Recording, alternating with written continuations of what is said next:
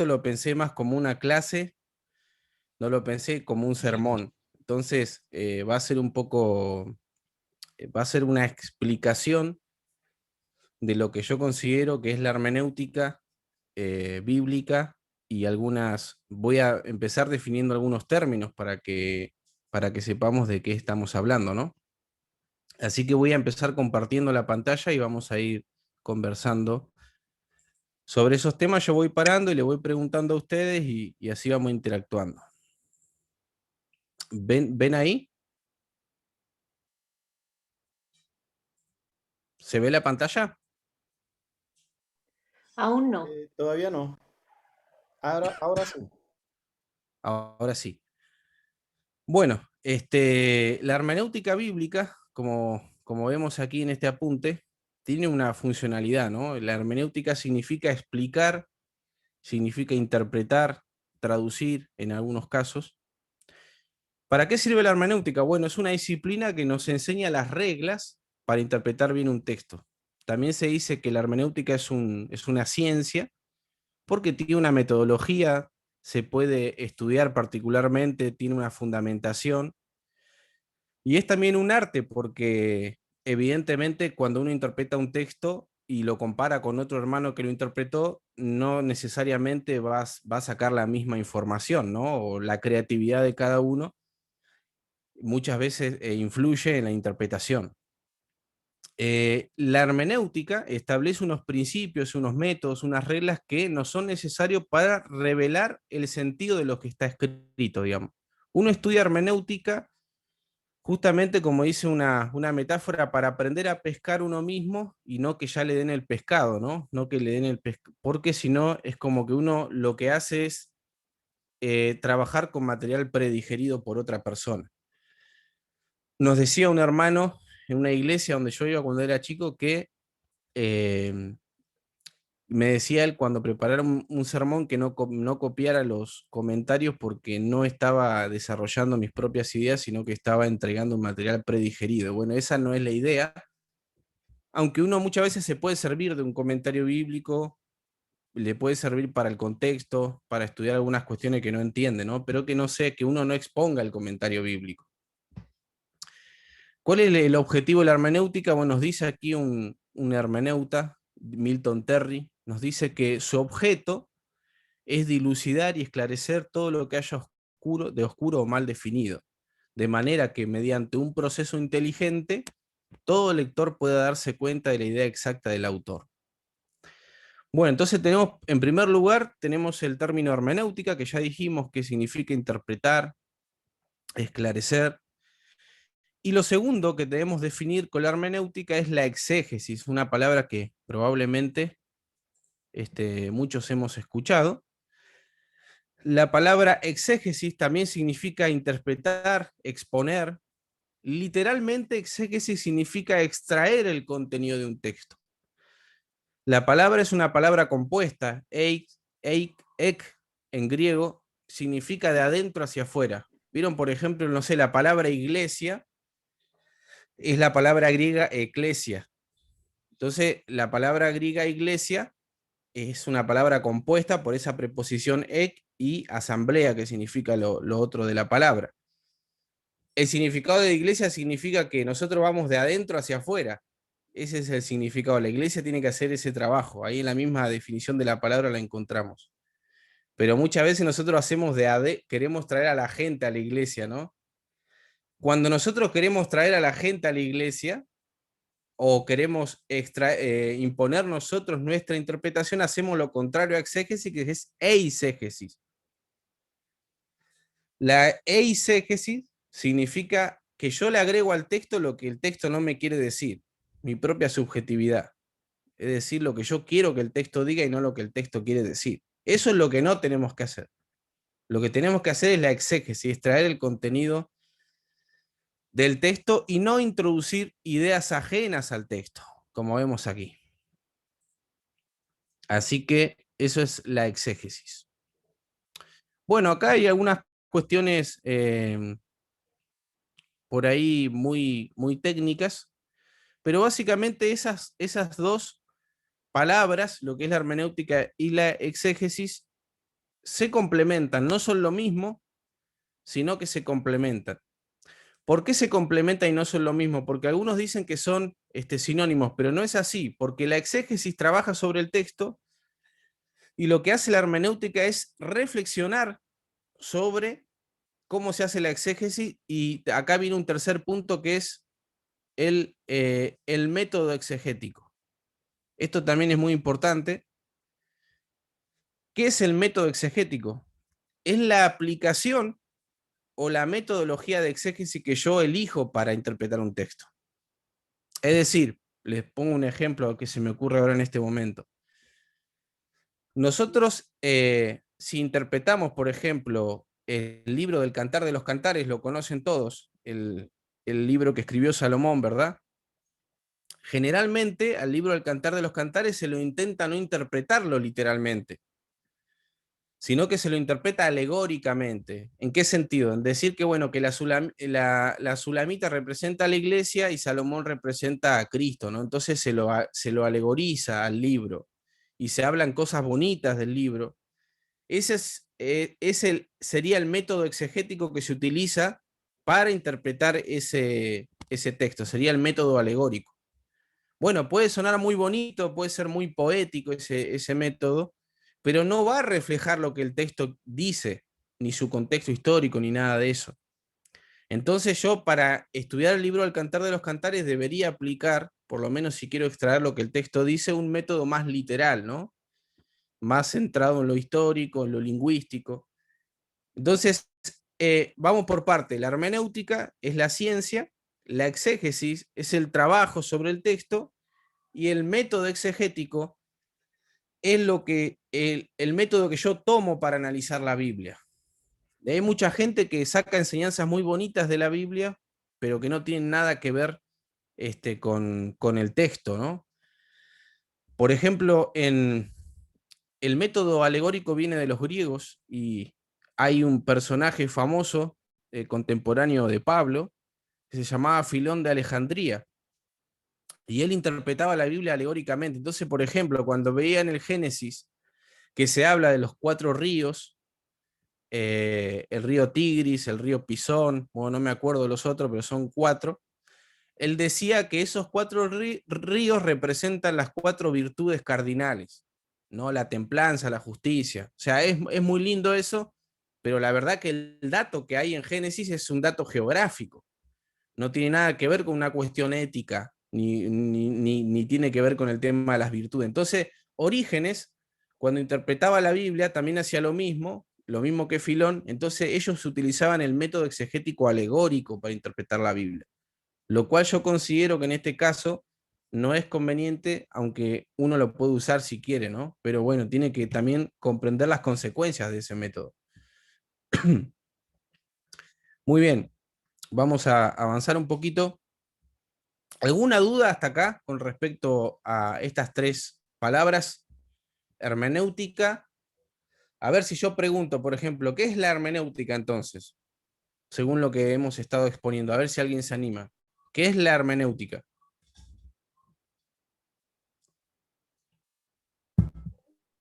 Interpretar Es la ciencia o arte de interpretar un texto. un texto en la Biblia.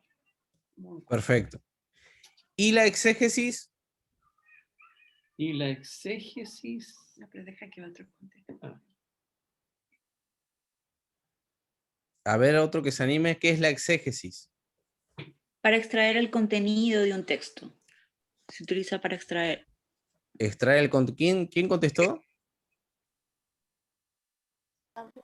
Angélica. Angélica. Angélica. Muy bien.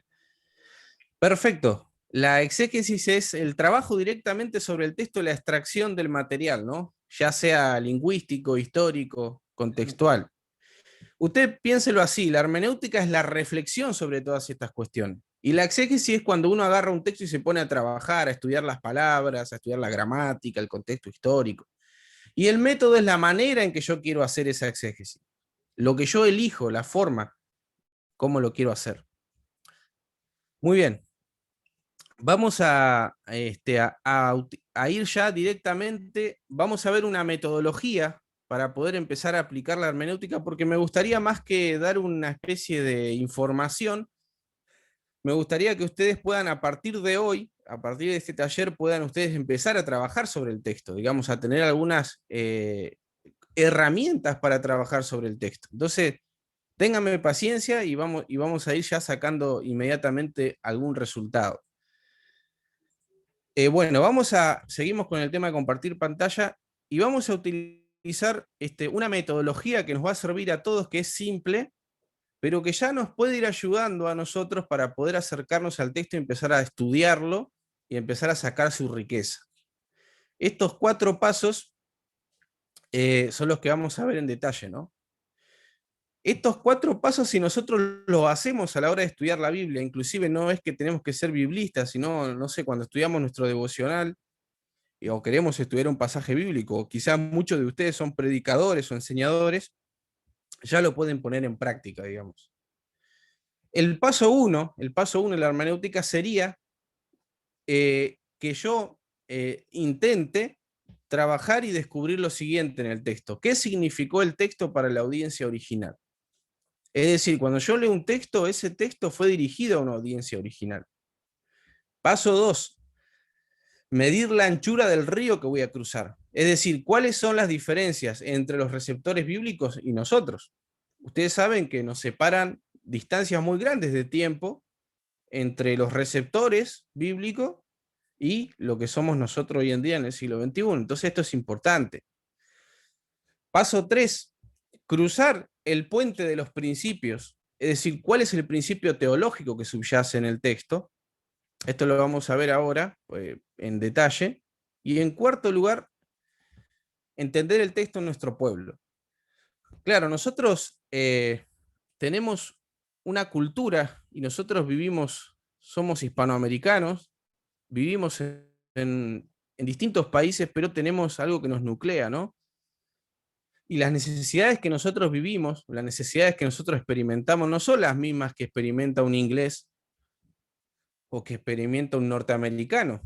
Nosotros tenemos otro tipo de necesidades y tenemos que darle una aplicación muchas veces a nuestro tiempo.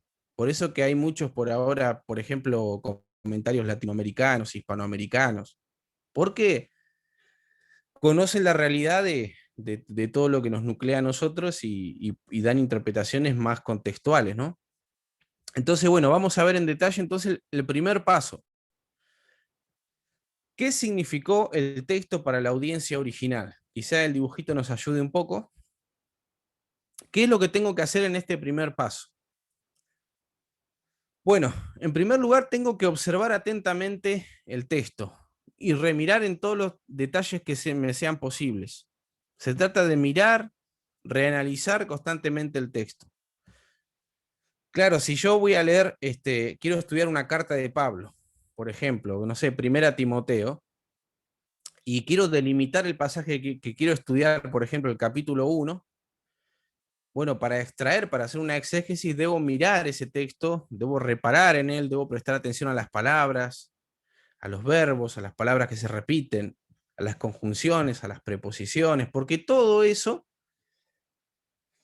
nos ayuda a nosotros a entender el texto y lo que el autor le quiso decir a los receptores de esa carta. Por eso tengo que prestar atención también a la gramática. Sé que muchas veces estas cosas las vimos en la escuela, pero la tenemos que repasar ahora de grandes, nos ayudan mucho. Ahora vamos a ver más adelante cómo nos ayudan estas cuestiones a interpretar el texto. Debo, por ejemplo, fijarme las palabras más importantes dentro del texto. Debo analizar los contextos históricos, el contexto inmediato, el contexto remoto. ¿Qué significa esto? Muchas veces para entender una frase, una palabra, un concepto, el autor mismo lo explica en el mismo libro, en el mismo párrafo, o inmediatamente en una frase lo puede explicar. Y muchas veces para entender un concepto tengo que irme a otro libro de la Biblia, y a veces no alcanza con ir a otro libro de la Biblia, sino que tengo que ir a toda la Biblia para poder entenderlo, ¿sí? Eso sería como el contexto más remoto. Y el contexto inmediato sería más cercano a lo que yo quiero extraer del texto, ¿no? En este método lo aconsejable, en este primer paso, cuando uno quiera estudiar algo, se recomienda en este primer paso sintetizar con alguna frase lo que el texto significó para los receptores. Es decir, yo de todo lo que leí, de todo lo que analicé, lo puedo sintetizar en una frase como una gran idea principal. Entonces, este es el primer paso. Lo que significó el texto para la audiencia original. El segundo paso. Medir la anchura del río que voy a cruzar. Claro, acá hay un montón de cuestiones que nos separan de esa audiencia, ¿no? La cultura, el lenguaje, el tiempo, muchas veces el pacto, cuestiones de Israel, por ejemplo, de los pactos, luego no valen quizá para el Nuevo Testamento, o se agregan otros pactos, los cuales otros quedan considerados como vetustos, como viejos, como dice Hebreos, por ejemplo, ¿no? Cuando uno lee Hebreos se da cuenta que se estudia este tema de los pactos. La situación de cada lugar, todo eso constituye la anchura del río que yo tengo que cruzar, esto ilustrativamente, ¿no? Recuerden que esto lo tengo que estudiar, lo tengo que investigar para poder conocerlo. Muchas veces no se da así específicamente en el texto. Tengo que penetrar el texto, tengo que tomar material auxiliar para poder entender lo que el texto dice. Por eso es bueno comprarse libros. Muchos cristianos no quieren invertir, por ejemplo, en libros. Prefieren quizá comprarse otras cuestiones materiales, no sé, un celular caro, no sé, cuestiones materiales y dicen, no, el libro no voy a gastar. Y bueno, la verdad que los libros no están muy baratos, que digamos, pero muchas veces son una gran herramienta para poder entender y hacer una buena hermenéutica, si es el deseo que uno tiene, ¿no? Bueno, entonces, como les decía, este segundo paso es medir la anchura, lo que nos separa de esa audiencia, que ya lo hemos nombrado. El paso 3 es cuál es el principio teológico que subyace en el texto. Claro, una vez que uno ya analizó el texto, analizó las palabras, midió la anchura, ya tiene que empezar a hacer teología, y es decir, extraer principios teológicos de la escritura para que se puedan aplicar luego a lo que nosotros les queremos exponer la escritura, ¿no? Principios, el puente de los principios. Claro, hay principios que son netamente culturales, sociológicos, que responden a una determinada época. Por ejemplo, en la época de Pablo se vivía la esclavitud, ¿verdad?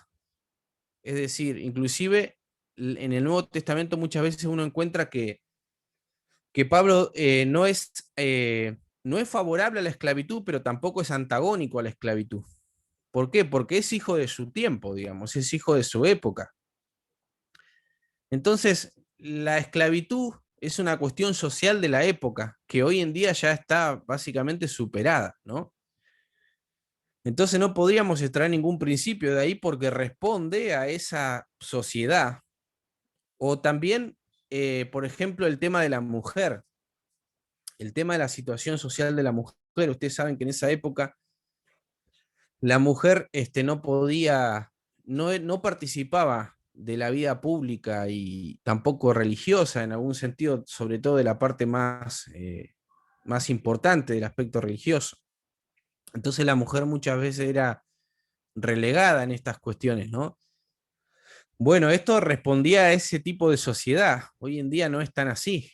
Digamos, la mujer, inclusive, por ejemplo, los hebreos, decía que enseñarle la Torá a una mujer era perversión, digamos. Las mujeres en el judaísmo no heredaban tampoco, por ejemplo, el hombre podía divorciarse de la mujer, pero la mujer no podía divorciarse del hombre. O sea, eso no es bueno desde ningún punto de vista, ¿no? Pero había una situación de desventaja en la mujer, y esas son cuestiones sociales, cuestiones étnicas, que responden a esa época. Eso no quiere decir que haya cosas que los roles no se diferencien entre hombres y mujeres, ¿no? Pero bueno, no podemos tampoco aplicar, no sé, ninguno de nosotros aplicaría la poligamia hoy en día, ¿verdad? Sin embargo, la poligamia en el Antiguo Testamento no dice que Dios no la aprueba, pero está tolerada, está ahí, está ahí. Entonces nosotros no vamos a extraer nada de ahí porque no, hoy en día nosotros por el Nuevo Testamento y por principios bíblicos sabemos que eso no va a ser aceptado. Entonces eso responde a una situación específica. Por eso tengo que tener en cuenta algunas cuestiones cuando quiero extraer ese principio teológico. Debemos prestar atención a los siguientes puntos. ¿Qué tengo que tener en cuenta a la hora de extraer un principio teológico? El principio debe estar reflejado en el texto. Es decir, no puedo yo hacer eisegesis, como decíamos al principio, e imponer yo mi propia interpretación y sacar teología que no está en el texto. Muchas veces, por ejemplo, la teología de la liberación hace eso. La teología de la liberación es una teología que descansa dentro de algunos postulados con respecto a que el evangelio está netamente dirigido a los pobres y a los oprimidos. Aunque hay algo de verdad en eso, porque es cierto que el Nuevo Testamento muchas veces es antagónico hacia los ricos, basta con solamente leer la carta de Santiago para darse cuenta, pero no necesariamente el Evangelio está destinado solamente a los pobres, porque por ejemplo Pablo dice en Romanos que él es deudor de griegos, de pobres, de ricos, entonces el Evangelio es para todos, es universal. Y este tipo de teologías se toman de una parte de la interpretación de un texto y hacen toda una teología y un sistema, ¿no? Entonces, el principio ha de estar reflejado en el texto. Ha de ser un principio intemporal y no vinculado a una situación específica. Claro, el principio teológico, por ejemplo, la fe, que es un principio teológico, es un principio intemporal. Pero, qué sé yo, por ejemplo, la interpretación que podemos obtener de Pablo, la que él le da a la política, por ejemplo, a las autoridades, lo que dice que hay que hacer con respecto a las autoridades, hoy en día, el principio que podemos extraer de eso es que Pablo dice que hay que respetar y orar por las autoridades. Ese principio es intemporal, pero, por ejemplo, en las sociedades democráticas, por ejemplo, generalmente el pueblo tiene voto en lo que es la política. No me quiero meter mucho en esto porque sé que este tema es sensible por ahí en Venezuela, así que no, por ahí no quiero indagar. No es mi intención tampoco, pero se me ocurría ese ejemplo, ¿no? ¿Cuál es el principio intemporal? Es el respeto a las autoridades y el orar por las autoridades. Pero hay otras cuestiones que las sociedades la configuran de otra manera. No puede ser un principio supeditado a consideraciones culturales. Por ejemplo, hay un capítulo en 1 Corintios 11 donde muchas denominaciones cristianas discuten si la mujer debe usar el velo o no debe usarlo.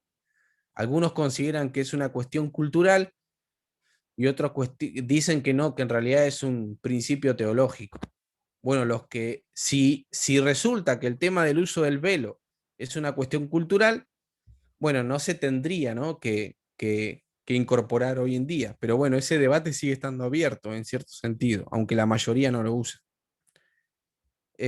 Ahora hay una pregunta y seguramente ahora termino esto y nos detenemos un poquito y charlamos. Y este principio es muy importante, el que sigue ahora. El principio ha de armonizar con la enseñanza del resto de la escritura. Es decir, un principio teológico tiene que ser coherente.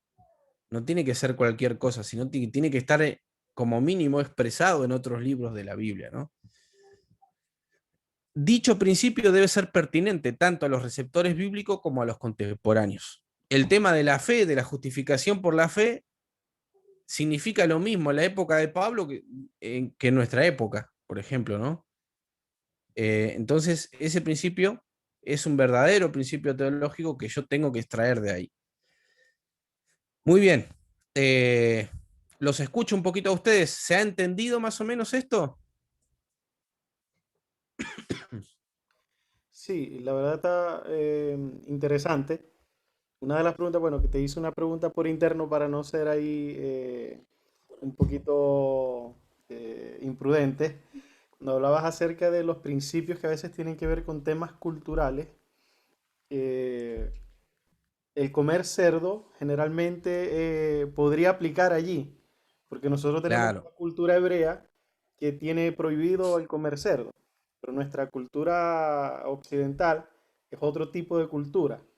Entonces, todavía aquí de este lado del planeta hay gente cristiana que cree ser más judía que los judíos y dicen que no es posible comer cerdo.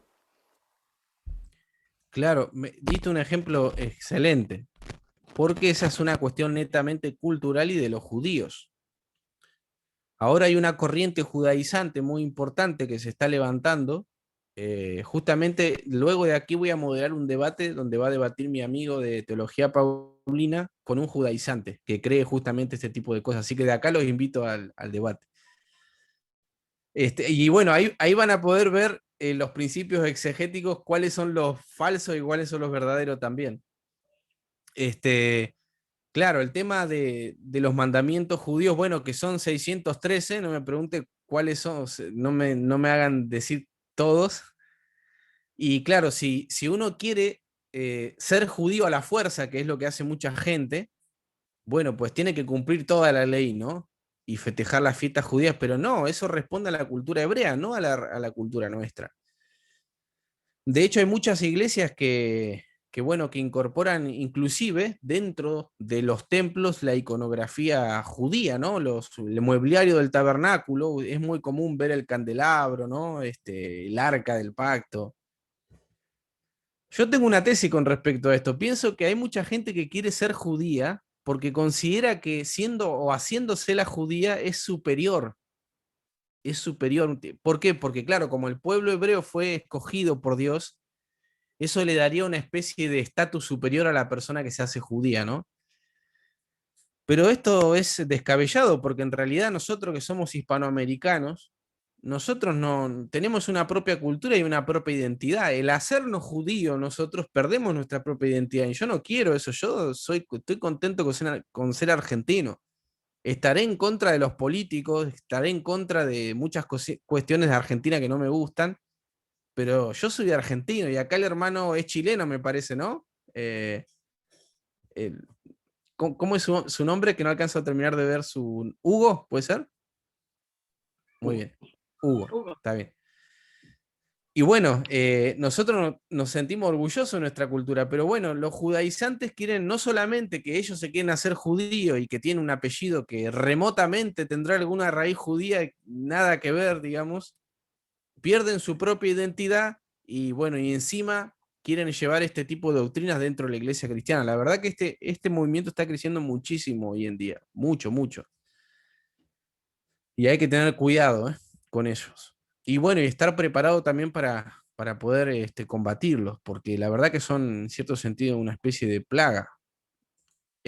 Bueno, continuamos. Ah, no, a ver si hay alguna otra pregunta. ¿Alguien quiere hacer una pregunta?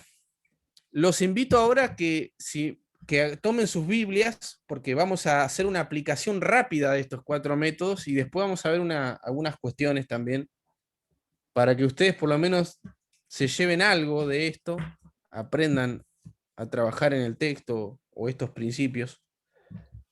Tiene que ser versión Reina Valera obligado, ¿verdad? Eh, yo uso la de las Américas, soy bastante hereje en ese.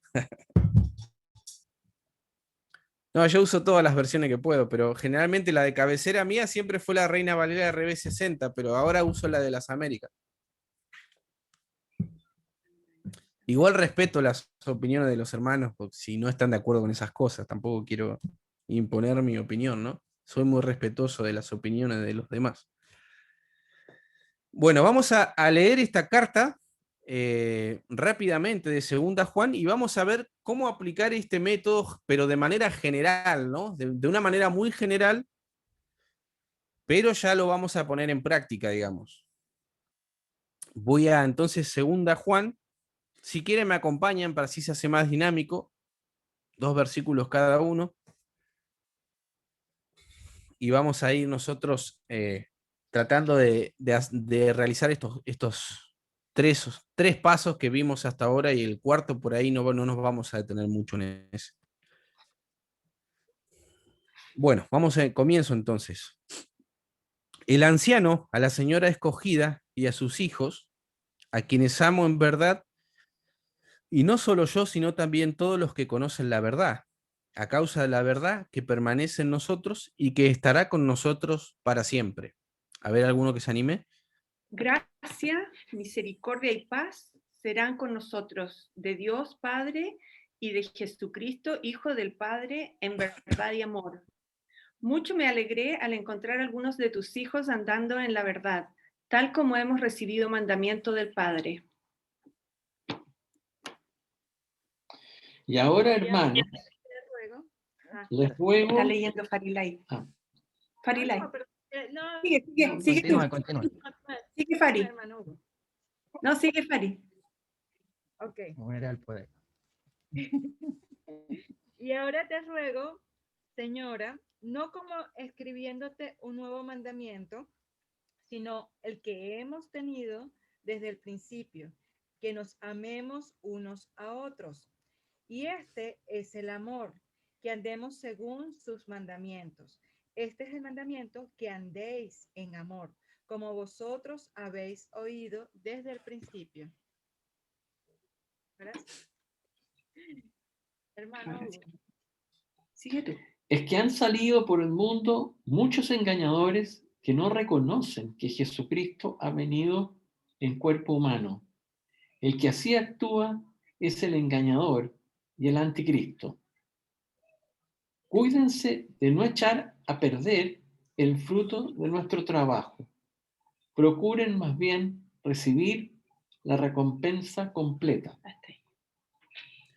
Todo el que se desvía y no permanece en la enseñanza de Cristo, no tiene a Dios. El que permanece en la enseñanza tiene tanto al Padre como al Hijo. Si alguno viene a vosotros y no trae esta enseñanza, no lo recibáis en casa ni lo saludéis, pues el que lo saluda participa en sus malas obras.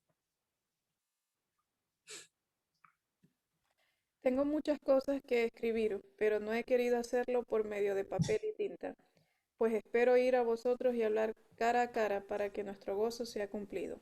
Los hijos de tu hermana, la elegida, te saludan. Amén. Bueno, muy bien. Yo hice un punteo acá, que bueno, lo hice rápidamente para hacer una aplicación general de estos 4 pasos.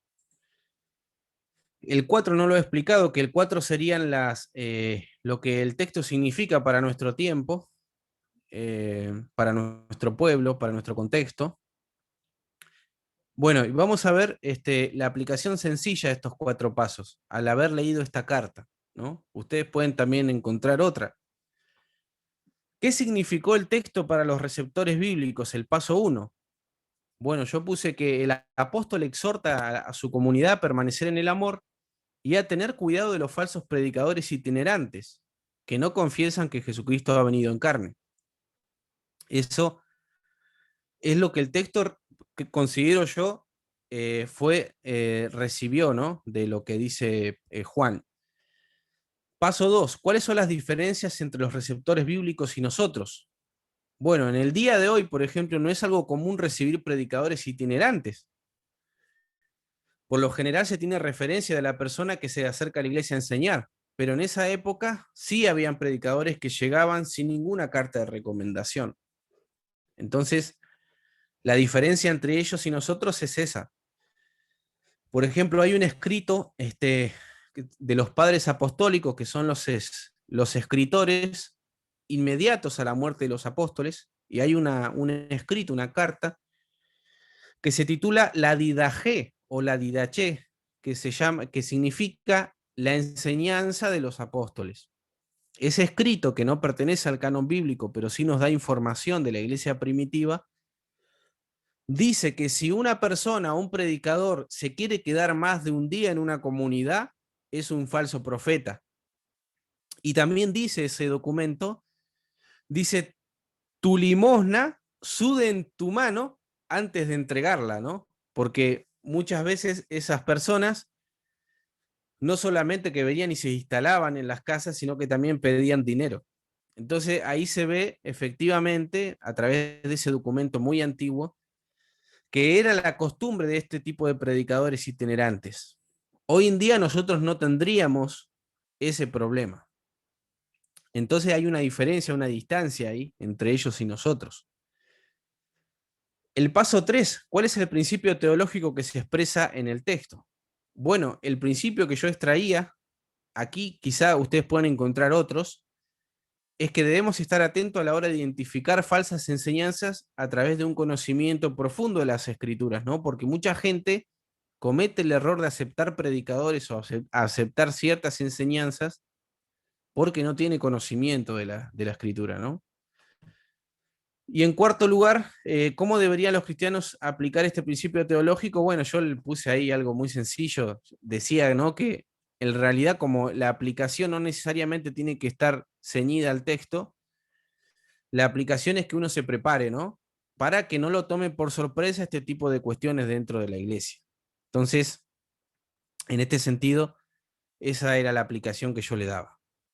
Esta sería como una aplicación muy general, pero en realidad ustedes cuando estudian un texto podrían dedicarse mucho tiempo a quedarse en el paso 1, como vamos a ver ahora un poquito más adelante, aplicando ya el análisis dentro del texto.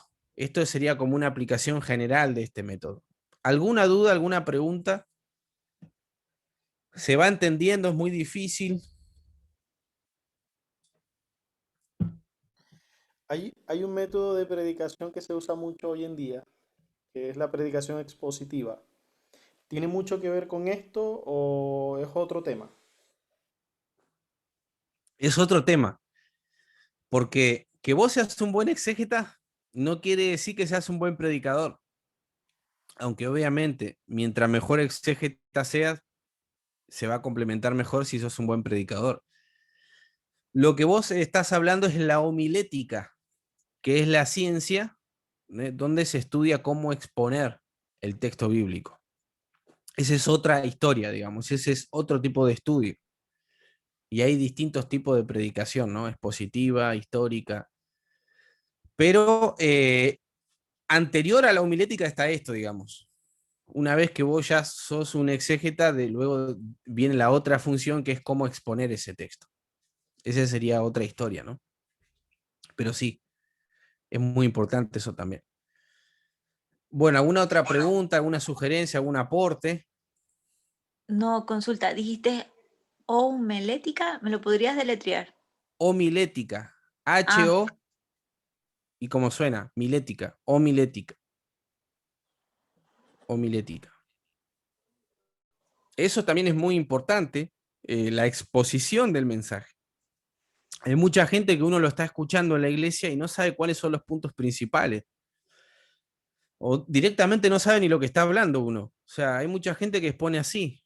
La homilética nos ayuda a ordenar nuestro mensaje. Por ejemplo, que cada vez que uno predica pueda hacer una introducción, pueda hacer una introducción, pueda tener 3 puntos, una conclusión, una reflexión, una aplicación, una invitación.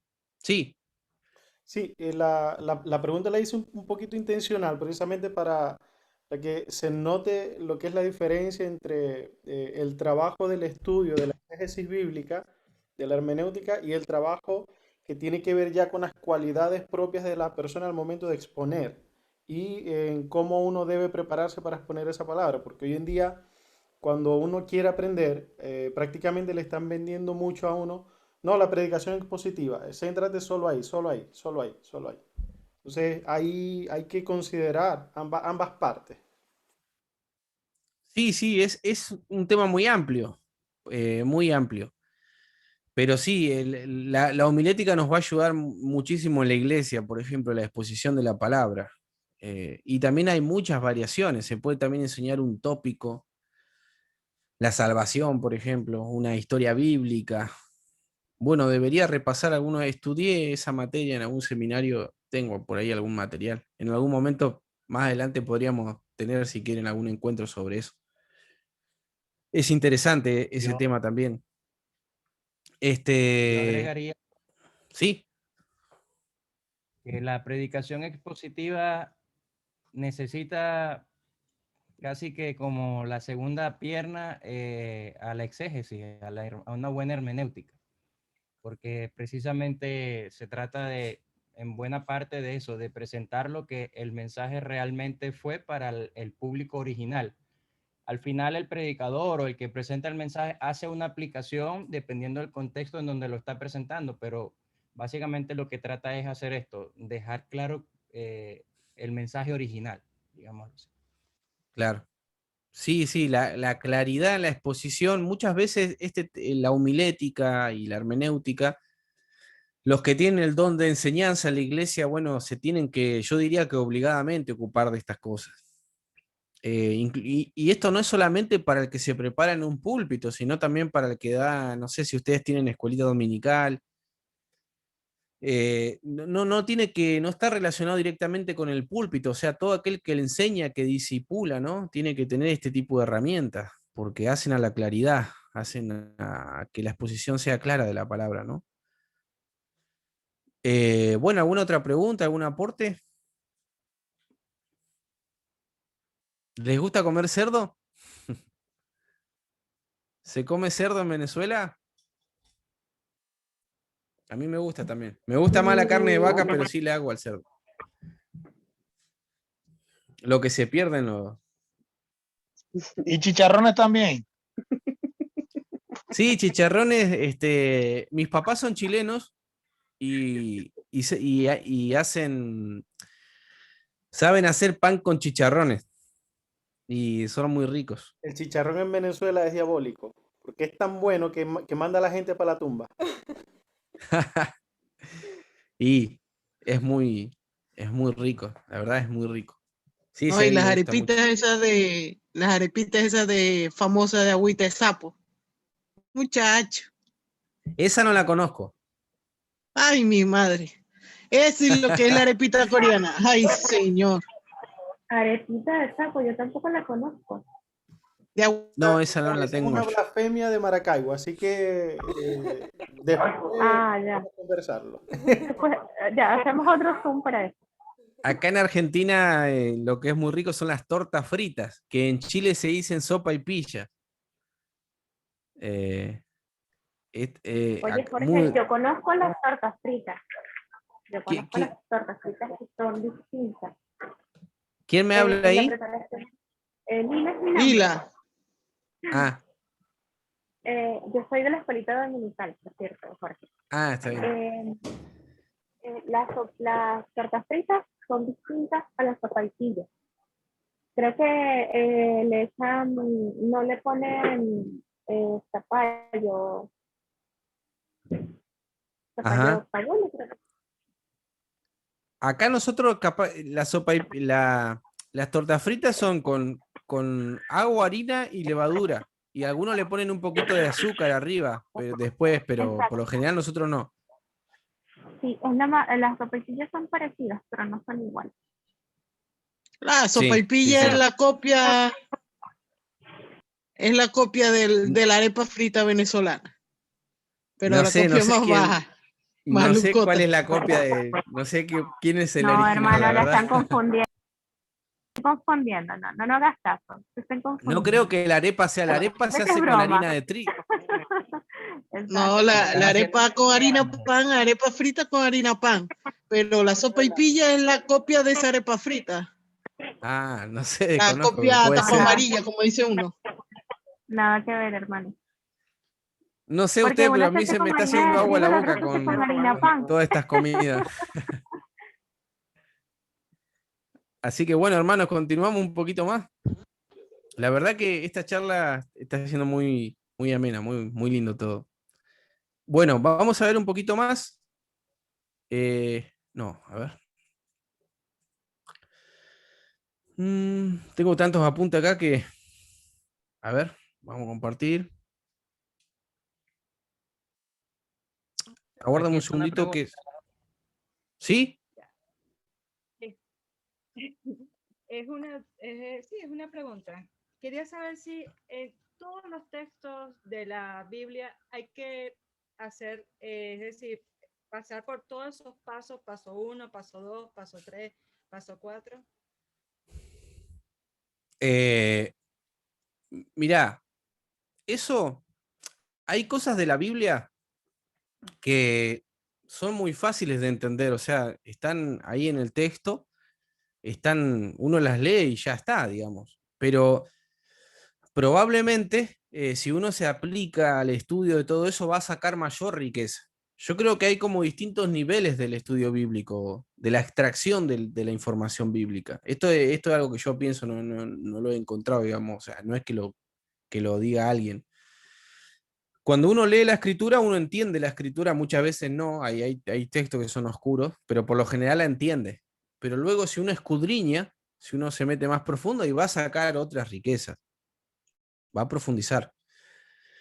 Bueno, ahora más adelante, si llegamos, vamos a ver un poquito de eso y ahí va a estar más respondida esa pregunta.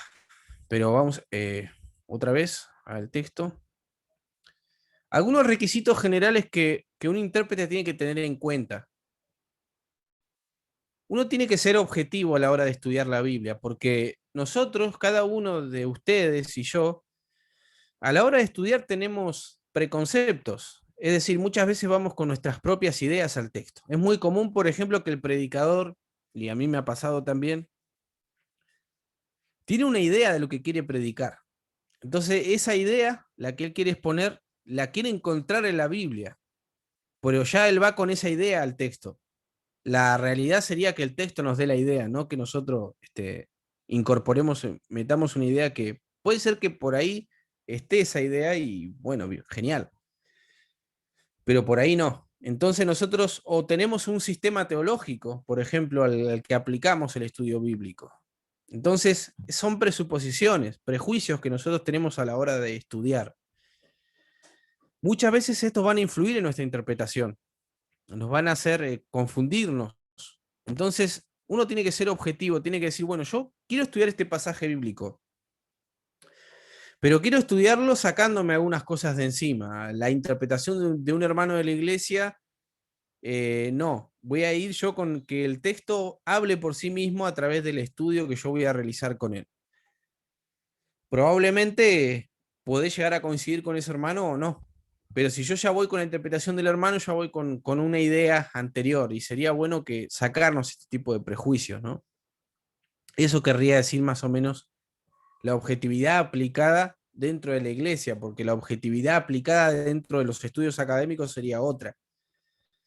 Por ejemplo, un investigador cristiano que va a estudiar la Biblia, ya va con la idea de que Dios existe y de cuestiones teológicas resueltas. En cambio, un investigador que no cree en Dios va con otros prejuicios a la hora de estudiar la Biblia.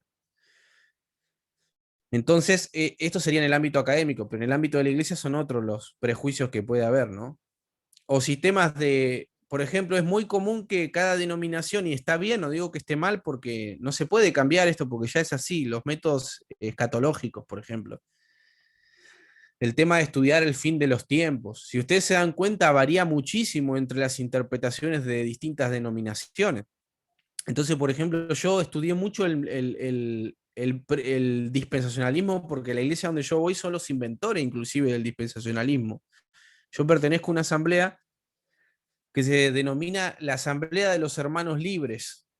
Y la historia, los fundadores de esa asamblea fueron, por ejemplo, Nelson Darby, Scofield, que fueron justamente los que armaron ese sistema escatológico.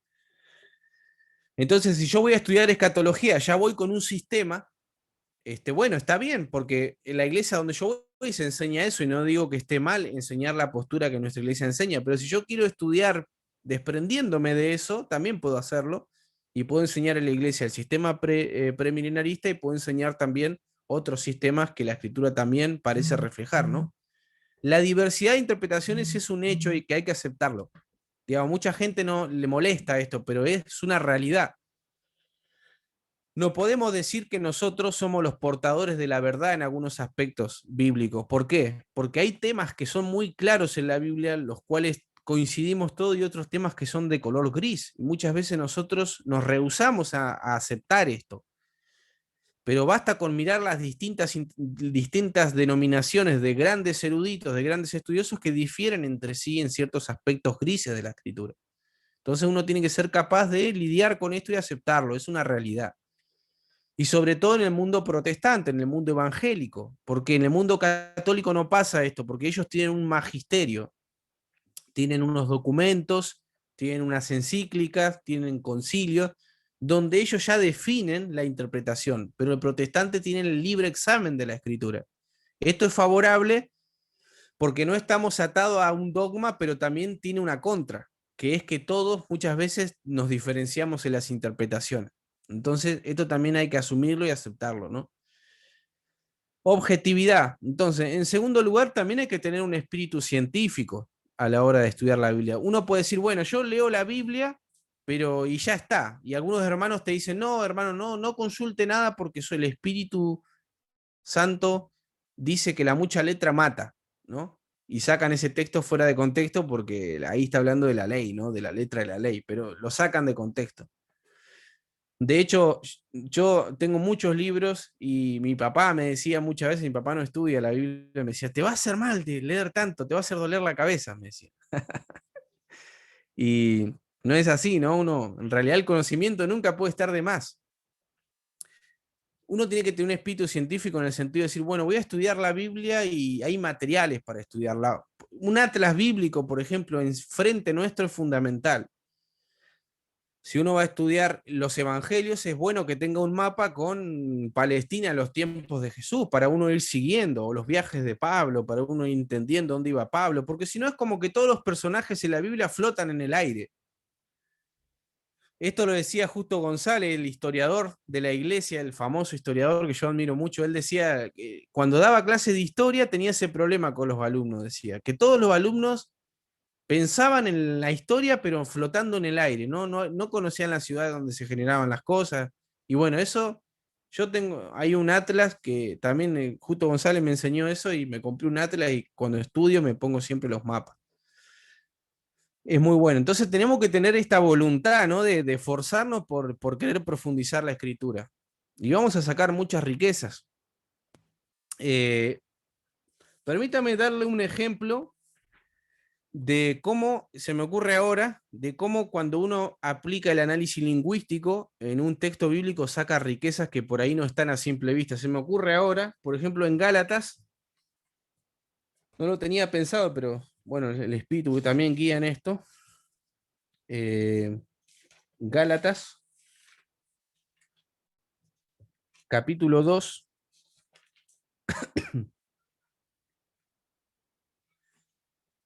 Gálatas capítulo 2, versículo 20. ¿Alguien tiene la Reina Valera ahí que lo pueda leer la Reina Valera? Bueno. Aquí está. Muy bien. Leo. Sí. Con Cristo estoy juntamente crucificado, y ya no vivo yo, mas vive Cristo en mí. Y lo que ahora vivo en la carne, lo vivo en la fe del Hijo de Dios, el cual me amó y se entregó a sí mismo por mí. Muy bien, si uno, por ejemplo, la lee desde la Reina Valera, cuando Pablo dice, estoy juntamente crucificado, da la idea a esa traducción, y no está mal, está muy bien, de que uno está crucificado con Cristo en un tiempo presente, ¿verdad? Porque nosotros tenemos el verbo estoy, quiere decir que estoy situado en algo, ¿no? Perfecto. Voy a leer ahora la versión de las Américas. Con Cristo he sido crucificado, y ya no soy yo el que vive, sino que Cristo vive en mí. Lo que ahora vivo en la carne, lo vivo en la fe del Hijo de Dios, el cual me amó y se entregó a sí mismo por mí. Pero me voy a detener en esta frase. Con Cristo, esta es la frase, he sido crucificado. Fíjense que acá la Biblia de las Américas parece hablar como de pasado, ¿no? He sido crucificado. Bueno, en el texto griego, he sido crucificado es una sola palabra. En el español se traduce con 3 palabras, ¿no? He sido crucificado. Bueno, si uno lo lee así, si lo lee de la Reina Valera, dice lo siguiente. Bueno, este texto me sugiere que estoy con Cristo crucificado. Y si lo leo de la Biblia de las Américas, digo, bueno, fui en el pasado crucificado, pero el tiempo verbal, el aspecto verbal que está, he sido crucificado en su idioma original, es el aspecto verbal, el perfecto, el tiempo verbal, el perfecto. ¿Qué quiere decir ese tiempo verbal? quiere decir que es una acción en el pasado que continúa en el presente. ¿Escuchó bien? Es una acción pasada que continúa en el presente. Entonces, si yo entiendo que ese verbo tiene ese aspecto, ¿saben lo que el texto está queriendo decir? Que Pablo está todos los días siendo crucificado. Todos los días Pablo es crucificado. No es que ni ya fue ni que lo es en el presente de una vez por todas, sino que todos los días está siendo crucificado. Y ya cambia el matiz del texto, ¿verdad? Entonces, esa es una forma en cómo, por ejemplo, estudiando un verbo, nos puede dar una información distinta. Por ejemplo, si vemos un verbo donde dice sed santo, pues yo soy santo, el verbo está en imperativo. Entonces el verbo nos está diciendo que eso es una orden, no es una opción. Fíjense también, por ejemplo, en el tema de los verbos. Miren, 1 Corintios, un capítulo muy conocido. 1 Corintios 13, fíjense.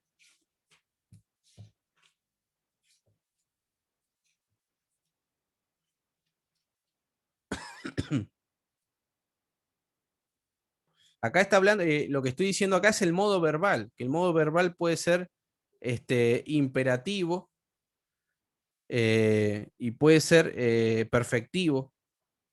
Y en este caso, fíjense, si yo hablara, la palabra hablara, lenguas humanas, no dice si yo hablo, dice si yo hablara.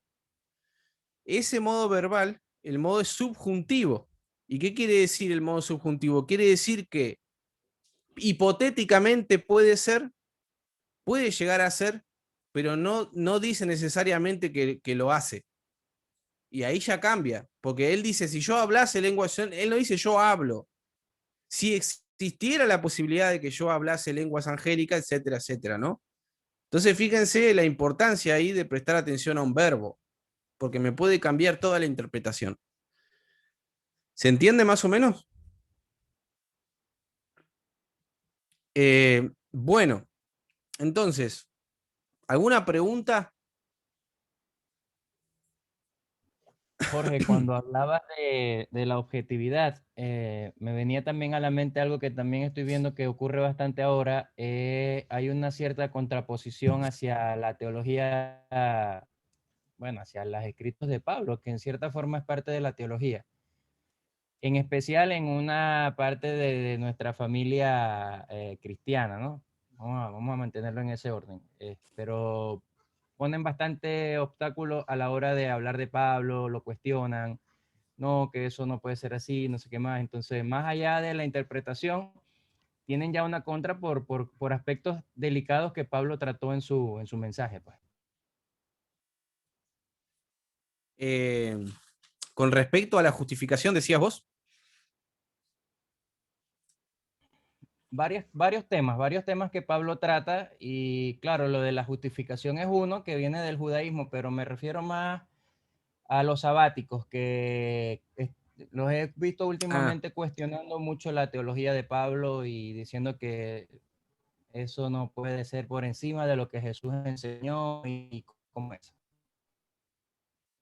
Sí, que claro, lo que sucede con eso es que hacen una contraposición entre Pablo y Jesús. Eso suele ocurrir.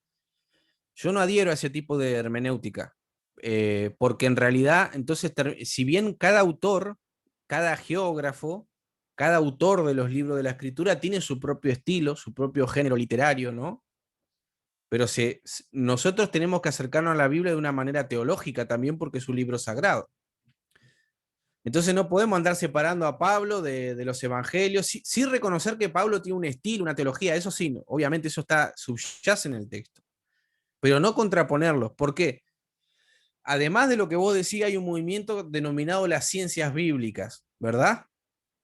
Está muy de moda hoy ese movimiento donde también hacen una falsa dicotomía entre el Jesús histórico y el Jesús de la fe, donde dicen que hay que acercarse a la Biblia, dejando la fe de lado y estudiándola científicamente. Bueno, eso se puede hacer y de hecho se hace en la academia, pero si uno es cristiano no puede hacer eso, porque cuando uno se acerca a la Biblia, sí o sí tiene que partir de ciertas presuposiciones. Primero que Dios existe, porque si soy cristiano tengo que creer que Dios existe, ¿verdad?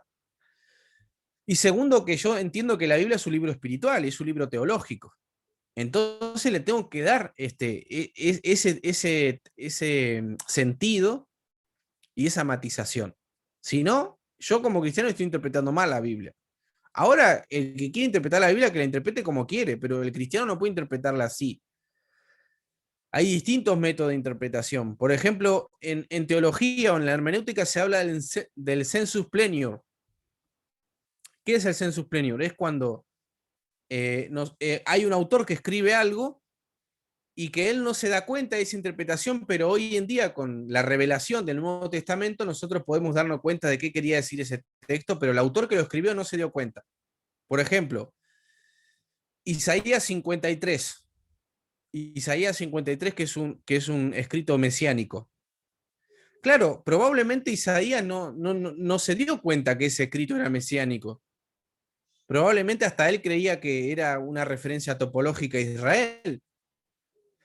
Pero la teología cristiana, cuando Jesucristo muere y otra vez revisa el Antiguo Testamento y lo reinterpreta, encuentra ahí un texto mesiánico que lo interpreta a la luz de la teología cristiana. Claro, las ciencias bíblicas toman ese versículo y dicen, no, pero eso no tiene nada que ver con lo que hacen los cristianos, porque eso tiene que ver con los judíos y no tiene nada que ver con el Mesías lo que ellos creen. Bueno, sí, claro, porque vos no tenés el Nuevo Testamento y no crees en la revelación y no crees en Cristo. Entonces nosotros los cristianos, si yo soy cristiano, tengo que darle una interpretación teológica a la Biblia, si no, no soy fiel al libro. Porque la Biblia no es un libro para estudiarlo sin espiritualidad. Eso es absurdo, pero de hecho se estudia. Entonces, hay que saber utilizar la ciencia bíblica para nuestro provecho, pero no olvidarse que la Biblia es un libro teológico. Ni tampoco la Biblia es un libro de ciencia, como algunos inclusive evangélicos hacen de la Biblia. Diga. Otra por acá. En el Evangelio de Juan, capítulo 4, en la versión Reina Valera, en el verso 1 dice, cuando pues el Señor entendió que los fariseos habían oído decir, Jesús hace y bautiza más discípulos que Juan, el verso 2 aclara, aunque Jesús no bautizaba, sino sus discípulos. En otra versión, traducción lenguaje actual, dice, los fariseos se enteraron de que el número de los seguidores de Jesús aumentaba cada día más y de que Jesús bautizaba más que Juan el Bautista, pero no hace la aclaratoria. Entonces ahí tenemos un caso en el cual una versión nos entrega un texto que nos hace pensar que Jesús nunca bautizó a alguien, pero tenemos en otra versión que es alguien que no leyó la Reina Valera, dice sí, Jesús sí bautizaba. Y ahí habría que ir al texto griego. A ver, aguantame un segundito porque no lo he estudiado ese versículo, pero me fijo a ver si está en el texto griego. Y te digo, a ver cuál. Una pregunta, pero lo que vale es lo que diga la Reina Valera, que es la principal, ¿o no? Porque Bueno, bueno, es mi punto de opinión, ¿no? Porque o sea, es como que cada quien va a dar un punto de vista con la versión bíblica, ¿no? Diferente. La de las Américas habla diferente, Reina Valera diferente y lenguaje actual otra cosa. Entonces, yo creo que nunca esos versículos van a estar igual. El original tiene que ser Reina Valera. No sé si estaré equivocada, pero es mi forma de pensar. Mirá, en realidad el que tiene la razón es el texto griego. Porque las versiones siempre son. Había un dicho italiano que decía traducción, traditore, traición, ¿no? En italiano, no es así. A ver cómo era. Traductor, traducción, traición, algo así. La traducción siempre es imperfecta con respecto al texto griego. Pero, a ver, si quieren se lo explico, pero es un poquito largo. Si quieren yo se lo explico. Pero me dice acá Héctor si lo hago o no. ¿Cómo vas con el tiempo de todo el material? Son las 9 ahora. No, en realidad yo tengo muchísimo material. Yo voy, o sea, no es que tengo especificado un material. Tengo bastante material y voy diciendo, pero si ustedes quieren que yo me detenga en este punto, les parece importante, me tomo 10 minutos y lo explico.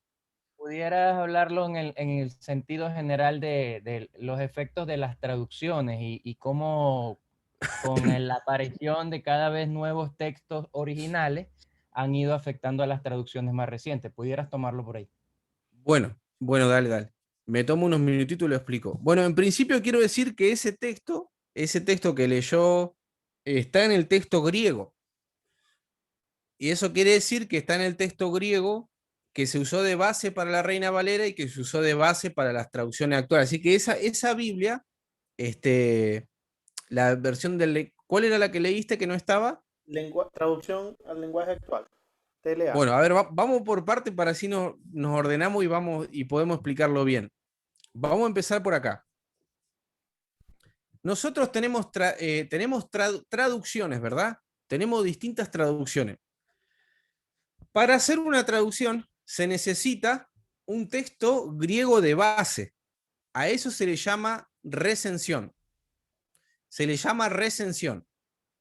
¿Qué es una recensión? Una recensión es cuando los investigadores tienen una cantidad de manuscritos del Nuevo Testamento y lo que hacen es extraen un texto único de todos esos manuscritos que tienen. Por ejemplo, el texto de base, la recensión que se utilizó para hacer la Reina Valera, fue la que hizo Erasmo de Rotterdam en su tiempo. ¿Qué hizo Erasmo de Rotterdam? Tomó 6 manuscritos minúsculos tardíos del siglo XI, XII, XIII inclusive. No voy a hacer ningún juicio de valor sobre ese tipo de manuscritos, me voy a remitir solamente a explicarlo. ¿Qué hace Erasmo de Rotterdam? De esos manuscritos hace un texto griego. Eso es una recensión. Fíjense qué interesante esto, porque la recensión generalmente no responde a ningún manuscrito, sino que es el resultado de todos. De todos esos manuscritos hace un único texto. Bueno, entonces ese texto que hizo Erasmo de Rotterdam, el texto griego del Nuevo Testamento, luego se utiliza de base para hacer traducciones. Por ejemplo, lo utilizó Lutero para hacer su Biblia. Se lo utilizó para hacer la primera Biblia en español, la Biblia del Oso, la de Casiodoro de Reina, que después fue revisada por Cipriano de Valera. Todas esas Biblias que derivan de donde deriva la Reina Valera, se usó de base el texto de Erasmo de Rotterdam. ¿Se entiende hasta acá? El texto de base del texto griego es el texto de Erasmo de Rotterdam, que obviamente después fue revisado, fue perfeccionado. Porque Erasmo de Rotterdam lo hizo, si mal no recuerdo, me puedo equivocar, creo que lo terminó en 6 meses, el texto griego del Nuevo Testamento. Bueno, bien, entonces la Reina Valera y todos los derivados de la Reina Valera, la 1909 y todas las anteriores, vienen de ese texto de base, de esa recensión que hizo Erasmo de Rotterdam. Bueno, muy bien. Ahora, las nuevas traducciones, la Biblia de las Américas y todas las traducciones que salen hoy en día, absolutamente todas, no utilizan ese texto de base de Erasmo de Rotterdam, sino que utilizan otro texto de base que se llama, que hay dos, el texto griego de Nestlé Aland y el texto de las sociedades bíblicas, que es el que yo tengo acá, que es este. Bueno, estos dos textos son el resultado de toda la investigación moderna del estudio de la crítica textual de los manuscritos. Claro, en la época de Erasmo de Rotterdam no se habían descubierto tantas cosas. Hoy en día tenemos 5.700 manuscritos, tenemos manuscritos más antiguos que en la época de Erasmo, tenemos inclusive hasta papiros más antiguos.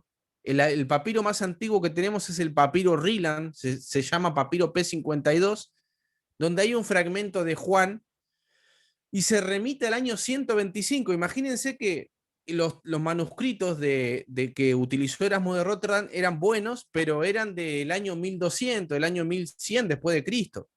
Y hoy en día tenemos manuscritos que responden al año 125 después de Cristo. Fíjense la distancia de tiempo.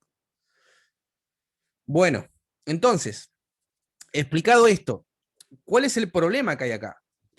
El problema es que todas las traducciones que se utilizan ahora se hacen con el texto crítico, con este texto griego. Y difiere el del de Erasmo en muchos aspectos.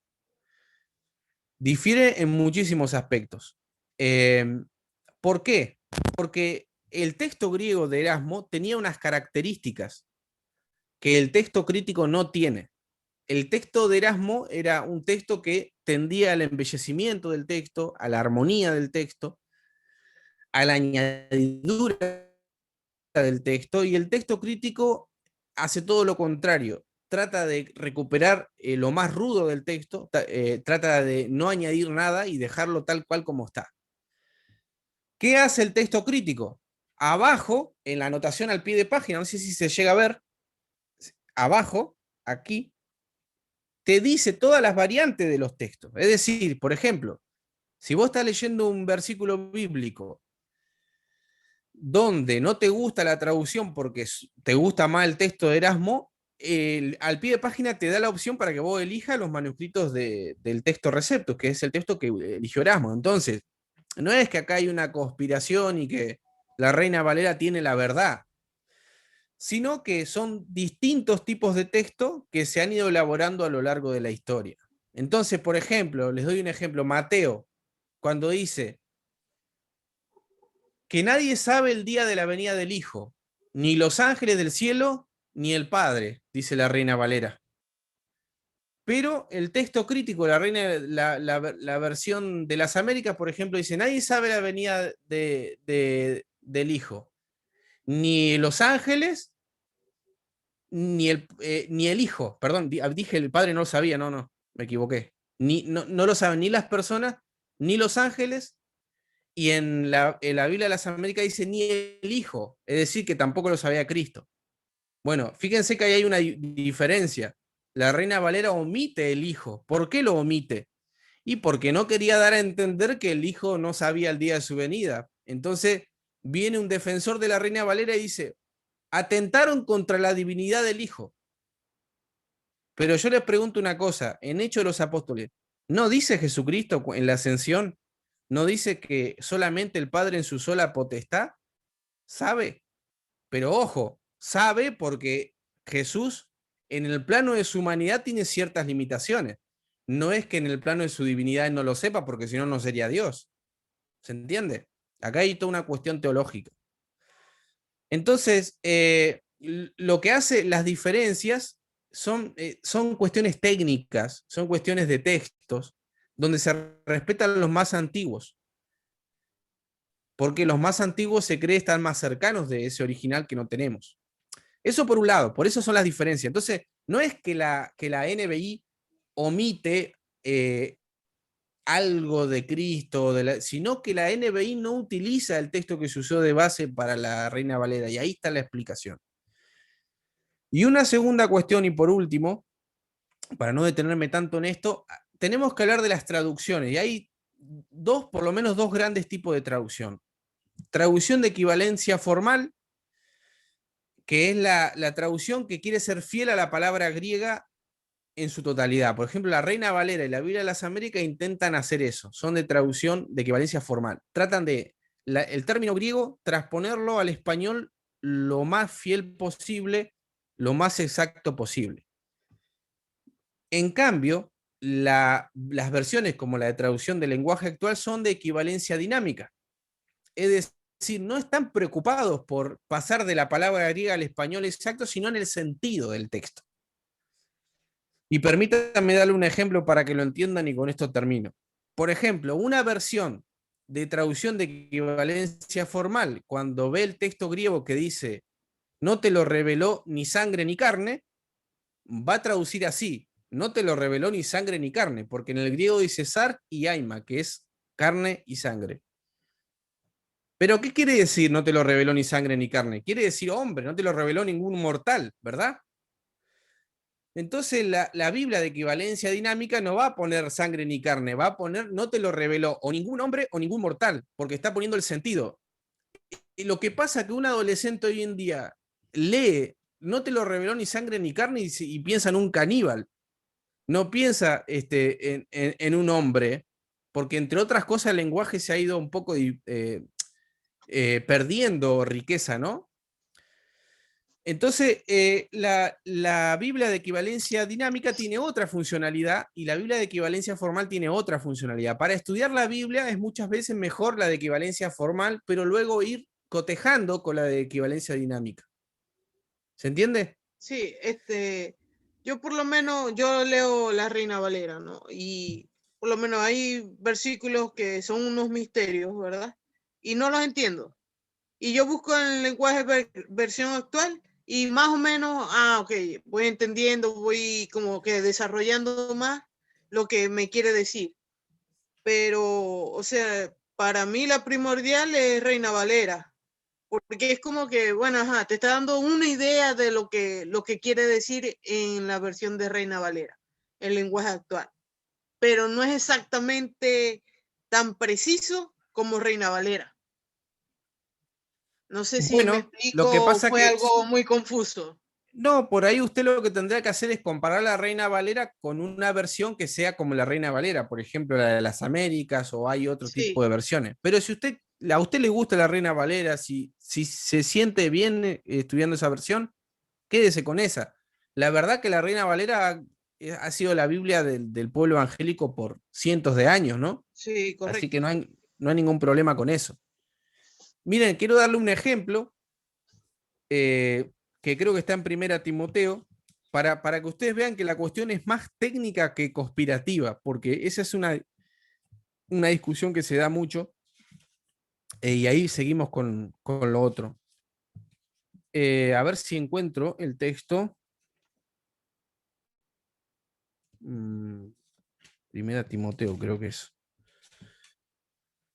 Para que vean lo complejo que muchas veces resulta esto, y no es tan fácil de dilucidar, ¿no? Fíjense en Primera Timoteo. Necesito que alguien lea la Reina Valera y que otro lea otra versión. Primera Timoteo, capítulo. Traducción viviente. Primera Timoteo, capítulo 3, versículo 16.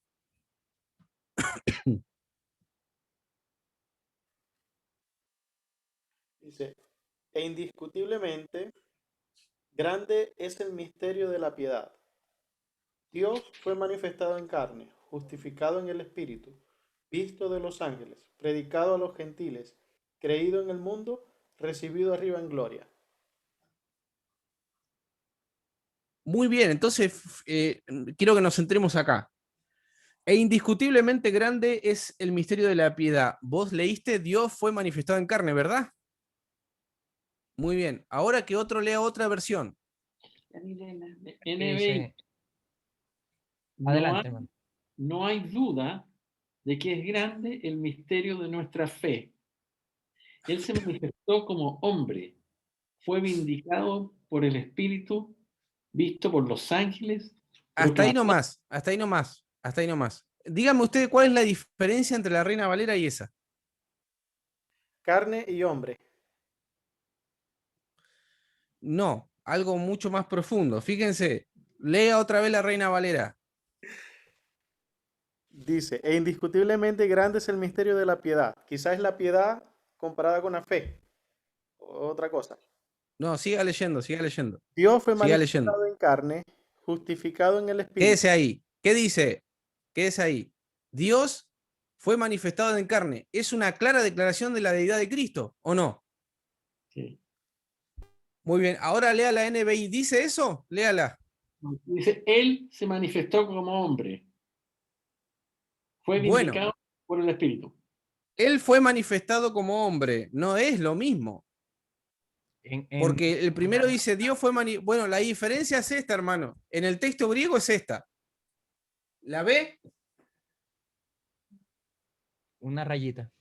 Esa rayita que usted ve ahí es la diferencia. Y se lo voy a explicar. Esta letra griega es la O y esta es la S. En griego se llama Omicron y Sigma. Bien.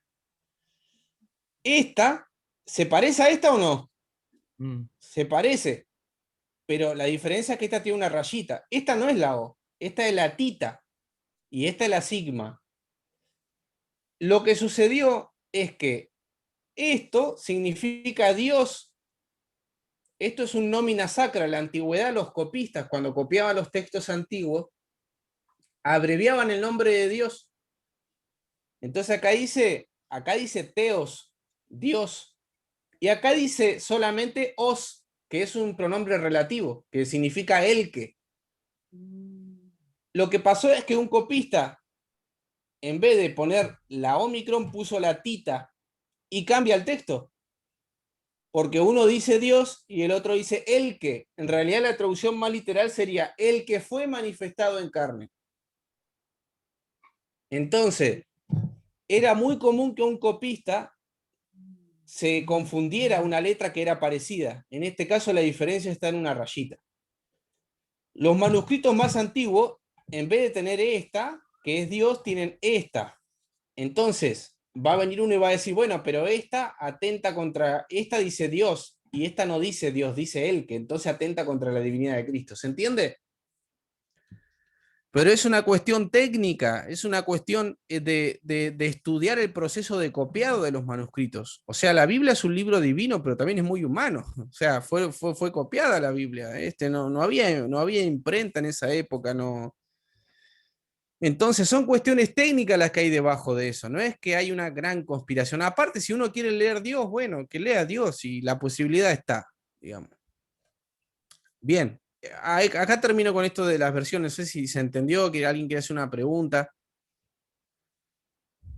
El problema que yo rescataría, para nosotros como cristianos no hay problema entre las versiones, porque como tú dices, nosotros vamos con un sesgo positivo, que es que somos cristianos y no vamos a encontrar mayor problemática. Ahora, cuando nos encontremos con un no creyente que ha estudiado la Biblia como con estos fines de buscar el error, el defecto, como muchos ateos hoy en día, sí nos van a confrontar con esa palabra. Entonces Claro. ahí es donde es importante conocer estos procesos de copiado, estas cuestiones del griego, del contexto cultural, del contexto histórico inmediato, posterior y todas esas cosas para nosotros poder, más allá de sacarlo del error, porque son pocos los que quieren salir del error, nosotros saber que lo que estamos siguiendo es la verdad, pues, y no hay mayor diferencia en eso. Sí, que tenés que Claro, por saberlo ejemplo, justificar, porque si no te sabéis justificar o defender, en ese momento quedáis mal, porque estoy predicando. Entonces, ¿qué va a pasar? El ateo te va a confrontar siempre, y el ateo nunca la va a dejar de ganar, siempre la va a querer ganar, no perder. Entonces, por una milésima, un pequeño detalle, ya, ahí fuiste, ahí caíste, listo. Y te va a derrumbar, así no querés, te va a derrumbar. Entonces hay que tener mucho cuidado con lo que son las escrituras, con lo que son esos detalles que uno cree que son insignificantes, pero son importantes, bueno, pues que son primordiales. Para mí son primordiales. Claro. Jorge, y sí, acá sí, son importantes. discúlpame que te ataje, tú me corriges. La otra cuestión por la cual culturalmente los evangélicos somos más reina valerianos es porque precisamente al ser un texto un poco más tardío, casi coincidió con la aparición de la imprenta, y de hecho el primer libro que se imprimió en la imprenta no me recuerdo el nombre ahora, fue la Biblia. Entonces fue privilegiada porque era la que estaba más reciente hacia la aparición de la imprenta. Y entonces fue la que más se divulgó y culturalmente es la que más manejamos, pero sin que esto vaya a atentar contra nuestra fe, es la que tiene más este tipo de vacíos que está explicando Jorge, precisamente por estar más lejos de los textos originales o de los más antiguos que se conocen ahora. Sí, por eso se llama el textus receptus o texto recibido, porque es el texto de la Reforma, ¿no?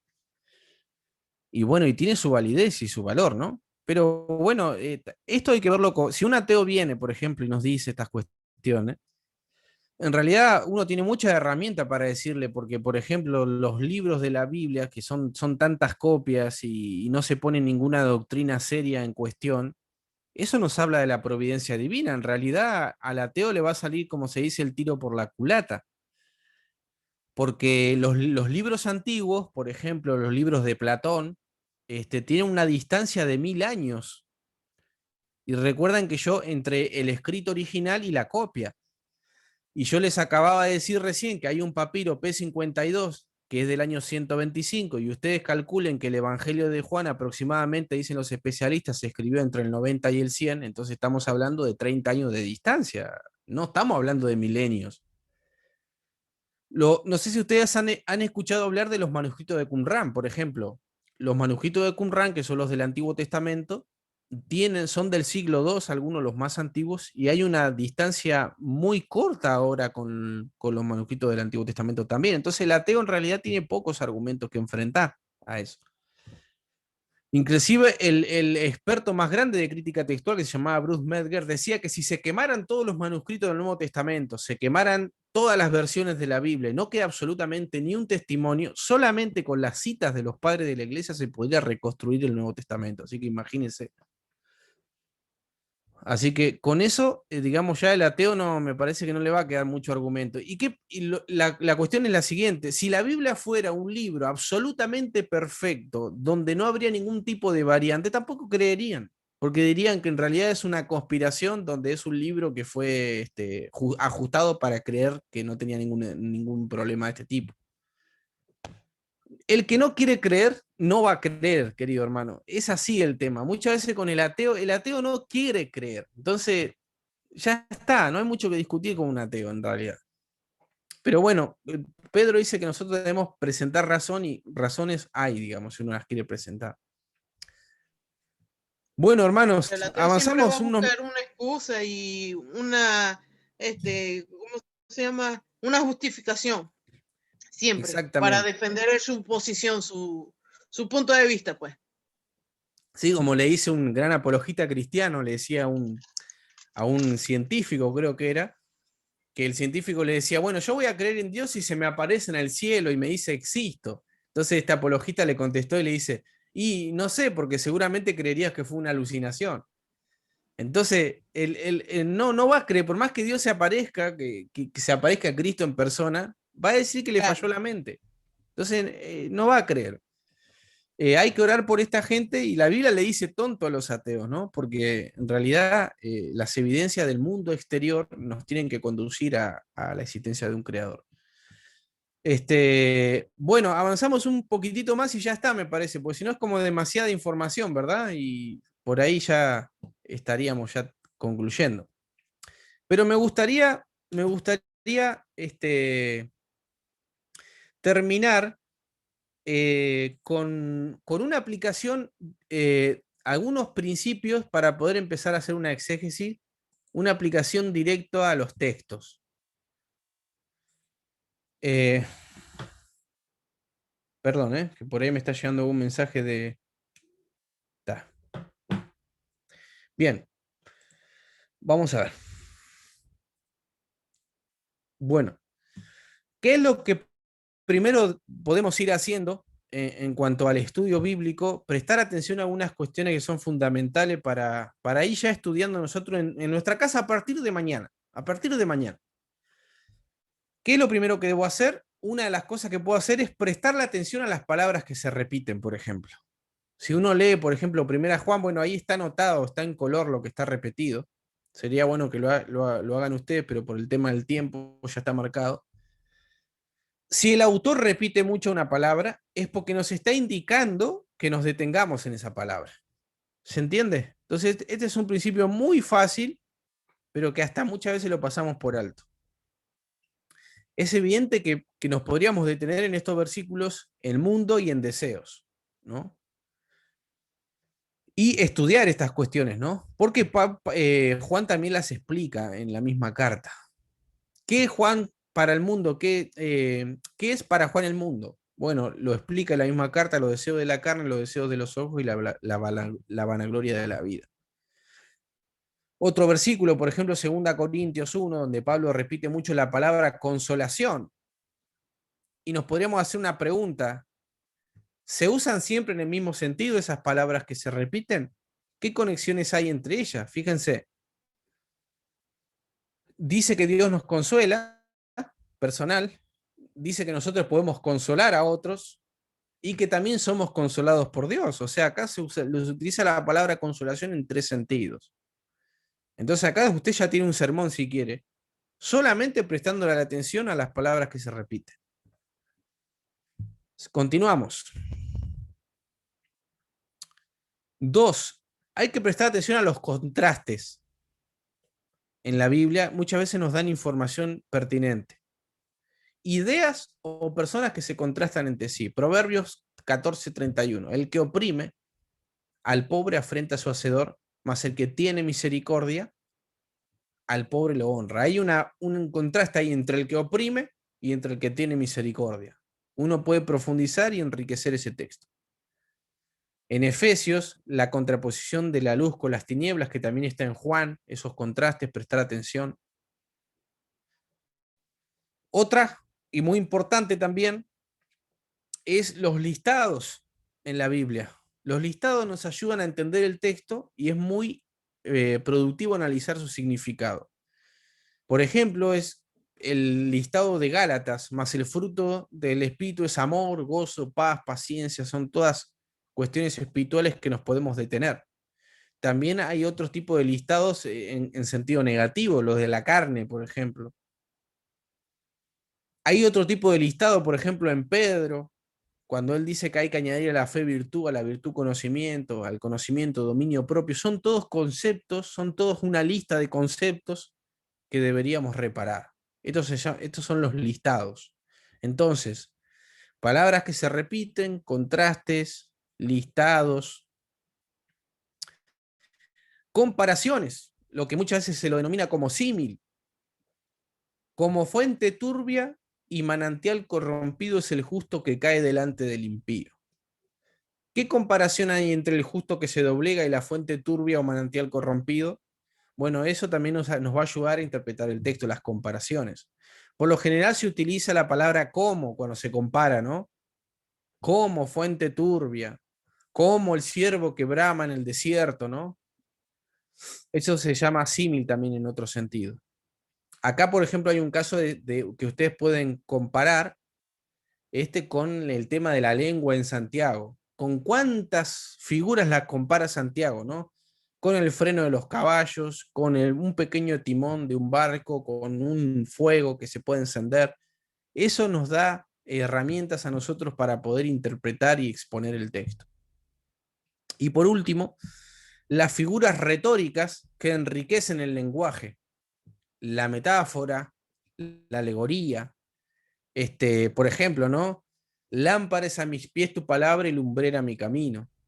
Lo que hace la metáfora es algo muy interesante, y presta atención en esto. La metáfora nos ayuda a llevar lo abstracto a lo concreto, porque nos pone algo concreto para que nosotros podamos relacionar un pensamiento que por ahí es complejo. ¿La lámpara es algo concreto o no? Si tus pecados fueren como la grana, serán emblanquecidos como la blanca lana.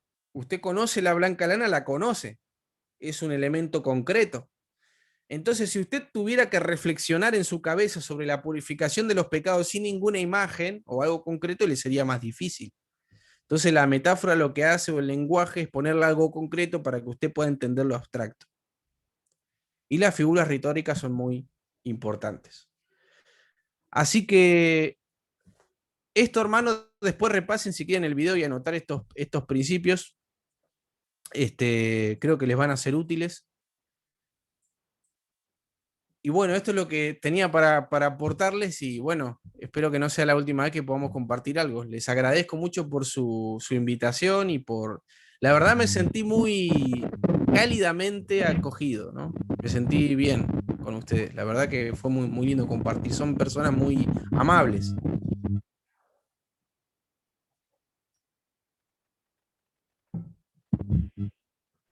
¿Alguna pregunta, sugerencia? Jorge, en la última dijiste figuras retóricas como metáforas y otras más. ¿Cuáles comentaste? Bueno, sí, las figuras retóricas son mucho la alegoría, la sinécdoque. La sinécdoque, por ejemplo, sé que es una palabra difícil, pero significa la parte por el todo. Por ejemplo, cuando cuando ustedes, por ejemplo, dicen, se convirtió un alma, ¿qué están diciendo? Una persona. Una persona, pero se remiten a una parte del hombre, que es el alma. Y de eso hay mucho en la Biblia. Por ejemplo, cuando Jesús habla del Antiguo Testamento, dice que los que hablaron de él, la ley, está escrito de él en la ley, los profetas y los salmos.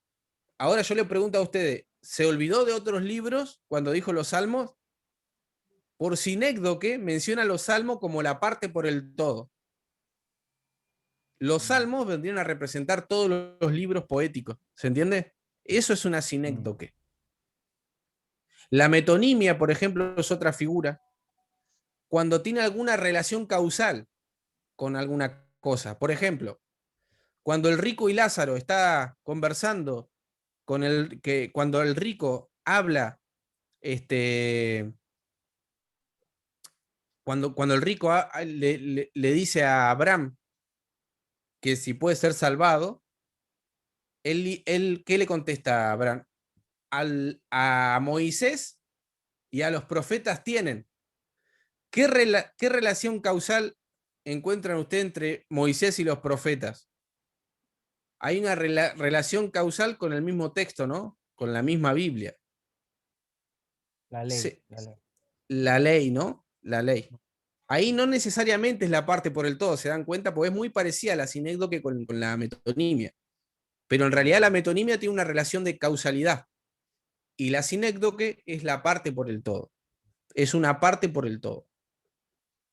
Yo, por ejemplo, en este mate digo, a ver, les pregunto, lo que voy a hacer ahora, ¿qué tipo de figura es? Digo, me voy a tomar un verde. Metonimia. ¿Qué tipo de figura es? A ver. Ahí en la metonimia. Es una metonimia, exactamente. Porque hay una relación causal entre la yerba y el color verde.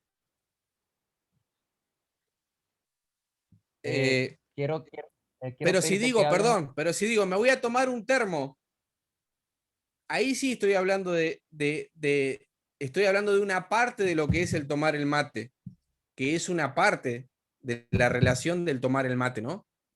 ¿Qué me decís? Creo que al principio mencionaste un poco lo dijiste sin puntualizarlo, darlo como una de las partes que estás explicando, sino como a modo general, que utilizar otras herramientas al momento del estudio bíblico que complementan comentarios, atlas, varias traducciones, tantas sean posibles. Ahorita es muy fácil con los celulares o con las computadoras. No sé si tienes algo que aportar ahí sobre eso. Sí, miren, bueno, con respecto a las traducciones, para el estudio bíblico yo recomiendo las versiones de traducción de equivalencia formal, por ejemplo, la Reina Valera, la Biblia de las Américas, la Biblia textual cuarta edición, la Biblia de Jerusalén, la Biblia de Cantera Iglesia. Yo uso esas. Después la de equivalencia dinámica, utilizo la NBI y la Biblia de América, no de las Américas. A ver si la tengo acá. Me gusta muchísimo esta versión de la Biblia, que sería esta.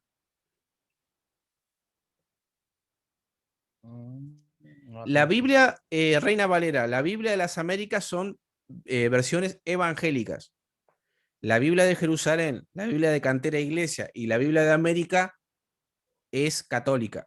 Pero lo que yo recomiendo de esta Biblia es que no le preste mucha atención a la introducción de los libros y todo eso, porque tienen un carácter más liberal que conservador. Y solo para efectos de estudio. Claro, y también están los deuterocanónicos, que son estos libros que a veces nosotros llamamos apócrifos, que en realidad son interesantes de leerlos como si fuera material de edificación para algunas cosas, pero no de doctrina, ¿no? Que de hecho esa es el uso que se le daba a esos libros en la antigüedad. Yo prefiero, por ejemplo, leer el libro de Eclesiástico antes que leer un libro de MacArthur, por ejemplo. No tengo nada contra MacArthur, pero es como que tiene más riqueza para mí esa literatura, por ejemplo, ¿no? Y aprendo mucho de eso. Pero bueno, eso es cuestión de Puede gusto, herir ¿no? muchas susceptibilidades por acá. No, pero yo, a No, ver, échalo quiero adelante, Nero. aclarar por las dudas. MacArthur es un excelente estudioso, ¿eh? O sea, no es nada peyorativo en contra del personaje. Podría haber dicho, no sé, Francisco La Cueva o Matthew Henry, no sé, otros libros, ¿no? Mira, Bueno, ajá, Héctor, sigue, sigue. no, ya para que tú cierres, ores y no sé si alguien tiene alguna consulta adicional y yo le voy a tomar la palabra a Jorge de que como esto fue apenas un abreboca, ojalá le quede a las personas que están acá esa intención de buscar un poco más y ojalá nos podamos ver más adelante. Entonces ya, Yolver, con eso tú cierras pues y horas para terminar. Ahí hay dos preguntas en el chat, bueno, dos comentarios, no sé si... Muchas gracias, Jorge. Te dan por acá a los hermanos Hugo y Pamela. Y, hermano, ese material lo puede compartir. Sí, bueno, Sí, mire, yo en realidad este material yo lo preparé porque yo doy algunos cursos y este material lo extraje de ahí, porque esto ya lo preparé yo hace un tiempo. Yo doy un curso de hermenéutica donde profundizamos todo este tipo de cuestiones, ¿no? Y todo lo que yo les enseñé lo saqué de ese mismo curso. Algunas de estas cuestiones que yo les enseñé se las voy a pasar. No tengo problema con eso.